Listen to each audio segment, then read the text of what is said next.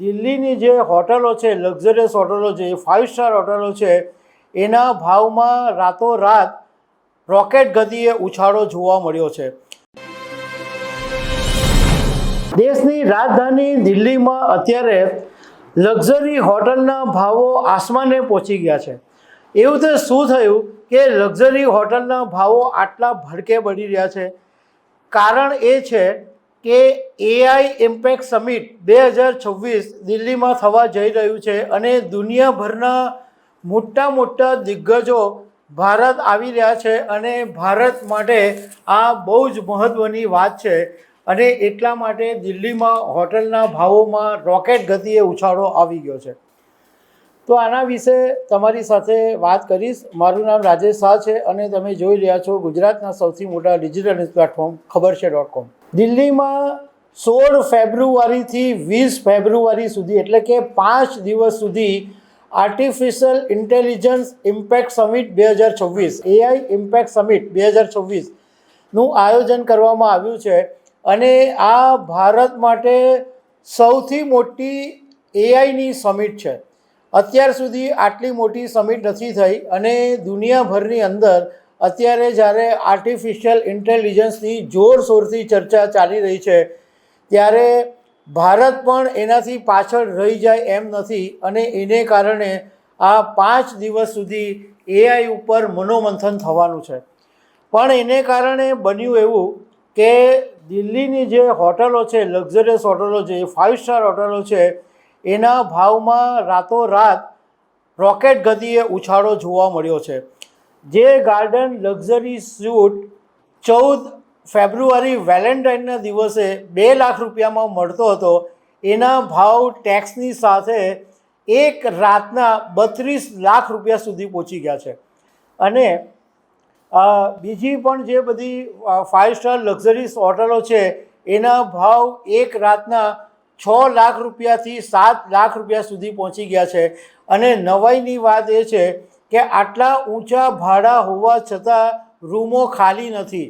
99% occupancy થઈ ગઈ છે અને છૂટાછવાયા રૂમ છે એ હજુ બાકી છે, પણ મોટે ભાગની હોટલો ફૂલ થઈ ગઈ છે. હવે આ જે ગાર્ડન લક્ઝરી સૂટ હોય છે એ મોટે ભાગે જે દુનિયાના જે દિગ્ગજ લોકો આવતા હોય છે એમના માટે રાખવામાં આવતા હોય છે. તો હોટલના ભાડા વધવા પાછળના મુખ્ય કારણ એ છે કે AI ઇમ્પેક્ટ સમિટમાં જે મોટા મોટા લોકો આવવાના છે એમાં ગૂગલના CEO સુંદર પિચાઈ આવવાના છે, ઓપન AIના સેમ ઓલ્ટમેન આવવાના છે, NVIDIAના ફાઉન્ડર જેન્સન હુઆંગ આવવાના છે, ડીપ માઇન્ડના CEO આવવાના છે, માઇક્રોસોફ્ટના પ્રમુખ બ્રેડ સ્મિથ આવવાના છે, કાલકોમના ક્રિસ્ટિયાનો અમોન આવવાના છે. આવા બધા ઇન્ટરનેશનલ જે દિગ્ગજો છે એ આવવાના છે. આ ઉપરાંત ભારતના રિલાયન્સ ઇન્ડસ્ટ્રીઝના ચેરમેન મુકેશ અંબાણી, નંદન નીલેકની, ભારતીય એરટેલના સુનિલ મિત્તલ, આવા બધા મોટા મોટા દિગ્ગજો આ 5 દિવસની ચર્ચામાં આવવાના છે. અને પહેલે દિવસે પ્રધાનમંત્રી નરેન્દ્ર મોદીના હસ્તે આ સમિટનું ઉદ્ઘાટન થવાનું છે.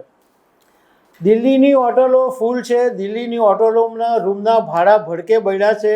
એટલું જ નહીં, નોઈડાની હોટલોમાં પણ ભારે ડિમાન્ડ છે. કારણ કે ત્યાં આગળ ડેટા સેન્ટર અને IT પાર્ક હોવાને કારણે જે ટેક દિગ્ગજો છે એ ત્યાં ઉતરવાનું પસંદ કરી રહ્યા છે અને ત્યાં પણ ભાડા વધારે છે.